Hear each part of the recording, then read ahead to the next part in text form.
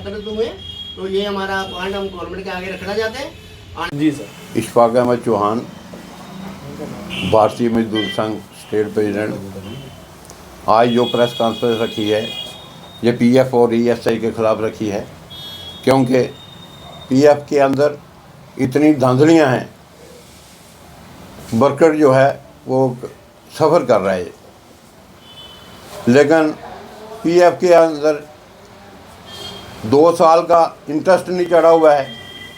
बाकी स्टेटों के अंदर हर साल जो है वो इंटरेस्ट जो है वर्कर का चढ़ता है। वर्कर को पता लगता है कि मेरा इतना पैसा जो है वो वहाँ पड़ा हुआ है, परंतु इसका कोई हल ही नहीं। हमारा जो टर्न जो पैसे हैं वो नहीं मिल रहे। जो आदमी क्लेम करता है उसका महीना 2 महीने लग जाते हैं क्लेम पे ही उसको मिलते हुए, कई बाकी स्टेटों के अंदर जाता है। हम चाहते हैं कि स्टेट गवर्नमेंट जो है, गवर्नर साहब इस पे संज्ञान ले, नहीं तो इस सिस्टम को जो है वो सही ढंग से लागू नहीं चल रहा है, ना दफ्तर सही ढंग से चल रहा है। जो वहाँ कमिश्नर साहब बैठे हैं वो बातों के गल रहे हैं, बातें करते हैं लेकिन काम नहीं है। जब भी उनको कोई बोले कि ये काम है, आज हो रहा है, कल हो रहा है, आज हो रहा है, कल हो रहा है, परंतु कोई भी काम नहीं हो रहा है।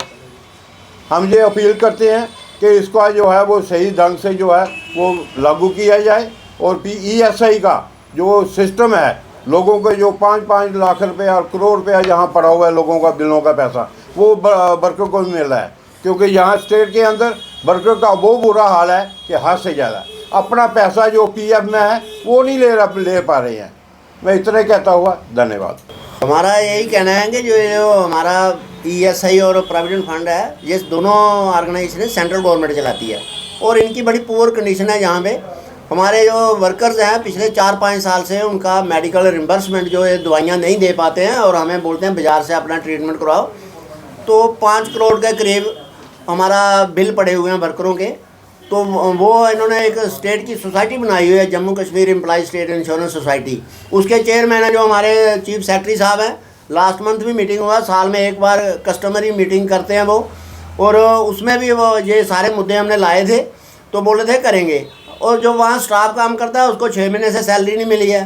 फर्दर वहाँ पिछले 1 साल से वहाँ एक पैरासीटामोल की टैबलेट नहीं मिल रही है। और ये तो ईएसआई का हाल है, नई कवरेज कोई नहीं कर रहे हैं ये लोग। बताएं अपना डाटा के इस साल या पिछले साल इन्होंने कितना किया है। जो प्रोविडेंट फंड वाले हैं वो निधि आपके साथ ऐसा कुछ ना कुछ पब्लिसिटी स्टंट करते रहते हैं, और प्रैक्टिकली हमने कोई कम से कम 10 यूनिटों के नाम उनको मेल किया, सारा कुछ किया, और 1 यूनिट में वो पहुँचे लोग। या तो फिर बाहर से इसमें हम यही कहेंगे कि करप्शन होती है, मालिक लोग आगे हाथ पैर बांध जाते हैं, चाय पानी दे जाते हैं, तो जो वर्कर कंप्लेंट करता है उसका कोई सुनवाई नहीं है। हम इनको अंडर लॉ एक 7A में कंप्लेंट देते हैं।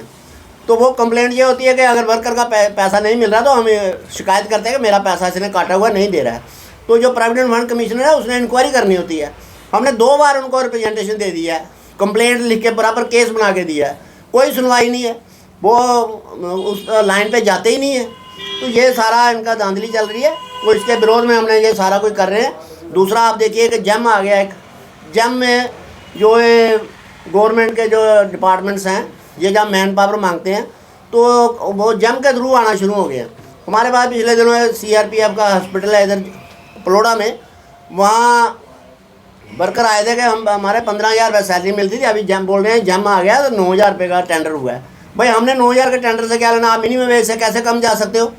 और हमारी कर्टेलमेंट करते हैं। एक BD सिक्योरिटी है, उसने हम यहाँ नेशनल हाईवे पे काम लिया है। जो पहले हम 15 साल से 10 साल से काम कर रहे हैं वो सारे बेनिफिट श्रिंक करके भाई आपको मिनिमम वेज मिलेगा, ये मिलेगा, क्योंकि जम आ गया।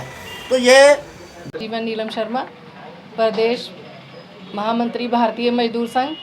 आज की जो प्रेस वार्ता है ये पीएफ और ईएसआई के बारे में रखी हुई है, क्योंकि पीएफ जो है ये वर्कर का अपना पैसा जो होता है वो जब चाहे वो निकाल सकता है, लेकिन वो पीएफ का पैसा जो है वो निकलता नहीं है। 6 महीने हो गए हमारे जो वर्कर है वो परेशान रहता है, वो चक्कर लगाता रहता है, लेकिन उसकी कोई सुनवाई नहीं होती। जे ऑनलाइन सिस्टम जो किया हुआ है जे बहुत बेकार सिस्टम है, क्योंकि वर्कर जो है वो जब जाता है तो ऑनलाइन का बहाना बना के उनको दर बदर ठोकरें खाने के ऊपर मजबूर है वो वर्कर, जिसका अपना पैसा है वो नहीं निकलता। उसको एक आश्वासन दिया जाता है कि हाँ हफ्ते के अंदर या 15 दिन के अंदर आपका पैसा आपको मिल जाएगा, लेकिन ऐसा नहीं है। जे ऑनलाइन सिस्टम बिल्कुल बकवास है, जे वर्कर के बिल्कुल खिलाफ है। तो मैं ये कहना चाहती हूँ आपके मीडिया के माध्यम से कि जे जो पैसा अपने वर्कर का है जो ऑनलाइन है तो इनको दर बदर क्यों घूमना पड़ रहा है। दूसरा ईएसआई का मसला है, ईएसआई में अपने वर्कर का पैसा, इनके ईएसआई जो हॉस्पिटल हैं उनकी तो बदतर हालत है, क्योंकि वहाँ पे तो अगर वर्कर किसी को बुखार भी हो जाता है तो इनके पास तो कोई टैबलेट तक नहीं है। तो इनके बिल पड़े हुए हैं, कम से कम 5 करोड़ के बिल पड़े हुए हैं जो अभी तक वर्कर का पैसा जो है वो नहीं मिला। वो बेचारे इलाज करवाते रहते हैं नहीं, लेकिन दर बदर खज्जल हो रहे हैं, क्योंकि उनका अपना पैसा रहता है, गवर्नमेंट पैसा नहीं डालती है, तो वो बेचारा वर्कर जो है वो कहाँ जाएगा। एक तो वो इंडस्ट्री एरिया की भी हालत बहुत ख़राब है, दूसरा अपने पैसे के लिए उधमपुर से, कठुआ से, किश्तवाड़ से 8-10 डिस्ट्रिक्ट हमारे जहाँ जम्मू आना पड़ता है, तो कैसे वो अपना टाइम निकाल के भी आएगा और जहाँ पर खजली होगी। मैं यही अपील करना चाहती हूँ माननीय एलजी से कि इन दोनों डिपार्टमेंट में इनको देखा जाए कि क्या हालत है इनकी ईएसआई और पीएफ की। मैं इतना ही कहते हुए धन्यवाद। धंधा बन गया, गोरख धंधा है, जो 10 रुपये की चीज़ है वो 100 रुपये की दी जाती है, बस उसमें ये है कि फॉर्मेलिटियाँ पूरियाँ कर दो। तो ये सारी बातों के लिए हमने यहाँ प्रोटेस्ट रखा है, अपना प्रेस कॉन्फ्रेंस रखी है।